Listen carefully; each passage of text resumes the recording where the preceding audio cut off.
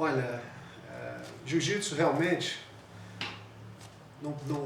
é o ar que eu respiro, né? Aquela coisa assim de motivação de vida toda. Só que dentro da minha estratégia eu tive uma mudança, né? Porque até um ponto eu era um campeão, competidor, motivador dos meus atletas e incentivador de uma parte competitiva que sempre foi a minha vida, mas por outro lado eu sempre fui um professor que atendia às necessidades dos alunos individualmente. Eu não tenho a preocupação de insuflá-los para a competição. Então eu sempre competi, mas sempre quis dar o melhor do jiu-jitsu para qualquer tipo de aluno, seja ele fraco, forte, tímido, executivo, competidor ou não. Então, com essa passagem da minha vida, eu senti que no momento eu me aposentei, parei de competir.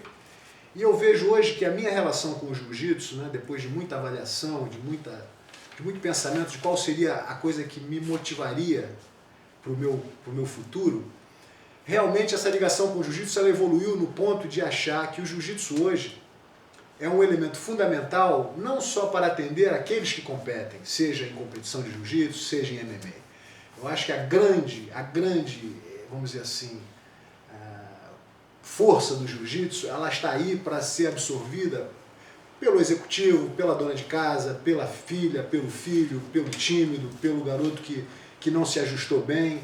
Então eu acho que essa filosofia marcial, essa conduta marcial, esses elementos técnicos que o jiu-jitsu tem para oferecer, eles estão ali para dar um suporte para a comunidade como um todo. E é aí que eu realmente me apego hoje, e tentando usar não só a minha experiência, como a minha imagem, para que o jiu-jitsu resgate essa importância social que está deixando um pouquinho de lado para as competições, não só no campo jiu-jitsu mesmo, atletas de jiu-jitsu, como para o MMA.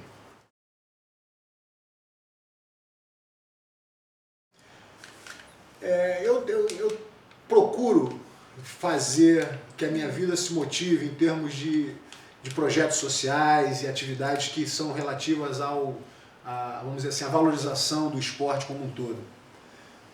E atualmente eu estou pensando em algumas direções, mas atualmente eu tenho na minha cabeça que eu quero instituir um projeto chamado Guerreiro da Paz, mas estou precisando de boas parcerias, estou aí agregando um serviço para ver se a gente consegue, com algumas parcerias, valorizar e difundir cada vez mais para a grande sociedade o valor do jiu-jitsu, da arte marcial como um todo.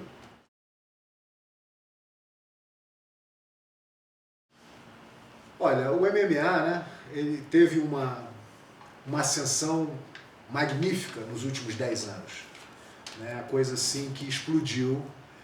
E eu sou uma presença constante vamos dizer assim, no crescimento desse processo. Desde do primeiro Vale Tudo do Rio de Janeiro, assim, no tempo moderno, né? Porque antes eram os tempos do meu pai, Heróis do Ringue, mas foi no Maracanãzinho em 84 que foi a minha primeira luta com o Zulu, e daí a partir daí já vieram alguns Vale Tudos aqui no Rio, pessoal da luta livre contra o jiu-jitsu, e depois a coisa se expandiu para os Estados Unidos. Em 93 o meu irmão Rório criou o UFC. Já em 94 eu fui para o Japão e participei do primeiro Japan Open 94, que foi o primeiro vale tudo com regras de luva e não permitindo cotovelada direta e cabeçada. Foi uma coisa mais organizada no Japão. Depois, já em 98, já teve o primeiro Pride, e o UFC deu uma pequena caída nos Estados Unidos por influência de alguns políticos que acharam que era muito violento. Aí eles reinventaram a regra.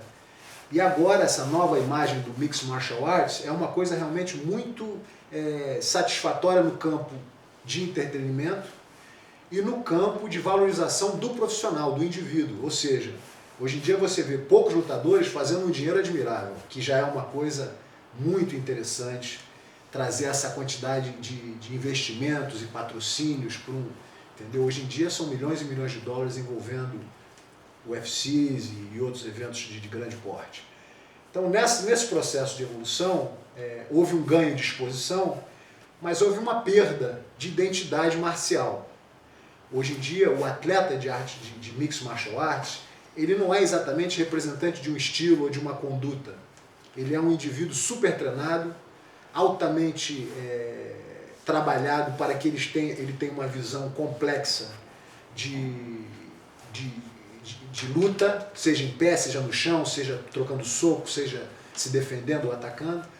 Mas as regras, elas tiram a capacidade de estratégia técnica, a capacidade de você lutar com uma pessoa maior que você. Então, ao mesmo tempo que o atleta está sendo super preparado, a filosofia da arte marcial, ela está sendo um pouquinho deixada de lado. E eu, como, vamos dizer assim, referência dentro do jiu-jitsu, que é a arma do fraco, que é a arma que faz com que você possa pensar sob pressão, eu não me adapto muito a essa nova regra de MMA. Eu não me sinto que ser um campeão de MMA dê ao praticante uma confiança, uma capacidade técnica de segurar as ondas quando a situação realmente está preta. Eu vejo grandes lutadores não saberem se defender de movimentos básicos, quando o gás acaba ou quando a situação... Então, existe uma compensação, a coisa está realmente muito mais expandida, mas a conduta marcial, a filosofia aplicada dentro do esporte, diminuiu muito esse conteúdo. Isso seria uma crítica, né? É uma crítica construtiva, entendeu? Do mesmo tempo que eu acho que o MMA atende a poucos lutadores, entendeu? De uma forma compensatória. A arte marcial, ela atende a muitos praticantes de uma forma também que aumenta a sua autoestima, a sua autoconfiança. Então eu, por exemplo, hoje, se quisesse conduzir o meu filho dentro de uma carreira de arte marcial, eu não criaria uma visão onde ele tem que ser um campeão de MMA para ele me satisfazer. Entendeu? Talvez um campeão de judô... Um lutador, né? Talvez um lutador você já está feliz, né? Se ele for um lutador. Um campeão de judô, um campeão de jiu-jitsu, um campeão de wrestling, tem talvez a mesma bagagem de valor espiritual e de conduta dentro de um certame esportivo e de uma conduta moral do que talvez um lutador de MMA, entendeu? O MMA é muito atleta, muito gás, muito treino, mas a filosofia embutida dentro do treinamento diário, a noção de que existem posições que têm uma sensação de conforto, você pode descansar aqui, é uma coisa que está tirada do MMA hoje. Hoje o MMA é 100% para frente. E eu acho que a coisa mais importante é a busca da invencibilidade. Não é como você vai vencer o seu oponente, mas ter a certeza de que você não vai perder.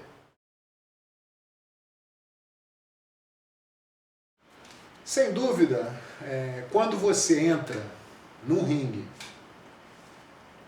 contra um oponente que você não tem tempo de acabar a luta e não tem peso, a sua concepção, você recruta muito mais de você. Você recruta a sua paciência, a sua estratégia, a sua técnica, a sua raça, a sua capacidade de conduzir a luta, o seu senso de oportunidade, porque as coisas elas vão estar dependendo só de você.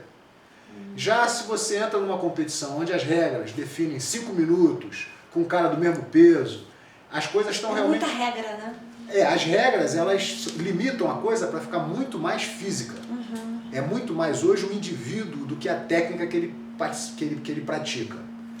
Entendeu? Já no Vale Tudo, onde você não tem regras, é muito mais a técnica que você pratica do que o indivíduo. Porque se o cara for muito forte e não souber usar a força, ele acaba se dando mal. técnica, para ele sobreviver ali, né? Então eu, como sou totalmente favorável ao uso da técnica, não pode ser tão favorável assim ao MMA de hoje. O MMA de hoje tem as consequências positivas no lado financeiro, no lado sensacional da coisa. Muito marketing, né? Sim. A gente vê muita marca, muitos patrocínios, muita empresa, né? Muita publicidade envolvida num show, né? A visibilidade do show hoje em dia é incomparável. Então existe aí um marketing, uma promoção, um dinheiro envolvido para os lutadores, para os eventos, entendeu? Para as grandes situações que estão sendo aí expostas que realmente dão uma condição que nunca aconteceu em nenhum tipo de outra arte marcial, a não ser o boxe, que totalmente perdeu a força.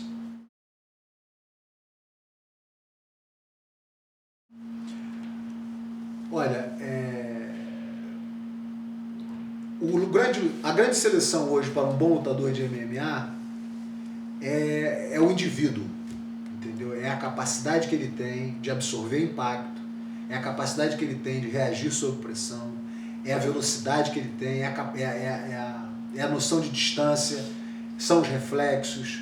Tem que ser um elemento que ele não pode contar só com a técnica, ele tem que ter gás, tem que ter raça, tem que ter força.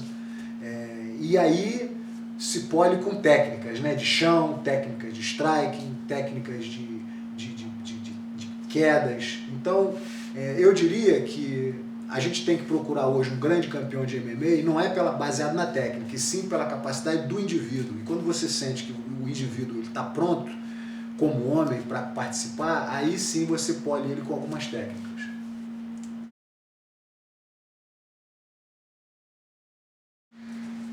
Eu não poderia jamais mudar o meu estilo.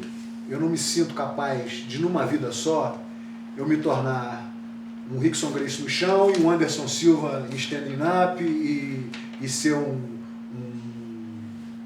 grande wrestler para derrubar qualquer um Saint-Pierre, um negócio desse. Eu acho que numa vida só você não pode ser bom em tudo. E mesmo tendo que me envolver numa luta de mixed martial arts hoje, eu teria que continuar dentro do jiu-jitsu, sendo completamente objetivo na minha capacidade de neutralizar os socos e chutes e tentar fazer uma luta que não ia agradar muito ao público, mas ia ser agarrar e trazer para o chão. Seja caindo por cima, o que todo mundo tenta hoje em dia, e nem todo mundo hoje tenta trazer para a guarda, porque a guarda hoje ela está sendo uma guarda que o jiu-jitsu ofereceu, mas não é uma guarda específica para o vale tudo. As pessoas hoje lutam guarda pensando em omoplata, pensando em triângulo, e os de cima estão pensando em sentar a marreta, quer dizer, existe ali uma contradição. Eu traria uma guarda mais moderna, uma guarda mais aplicada ao vale tudo, e com certeza não ia estar perdendo tempo em perder tempo em pé, em aprender boxe para trocar boxe com algum grande boxer ou kickboxer. Eu ia estar usando as técnicas de neutralização, de kicks, de chutes, as técnicas do jiu-jitsu para fazer o antijogo do striker e trazer a luta para o chão de qualquer jeito.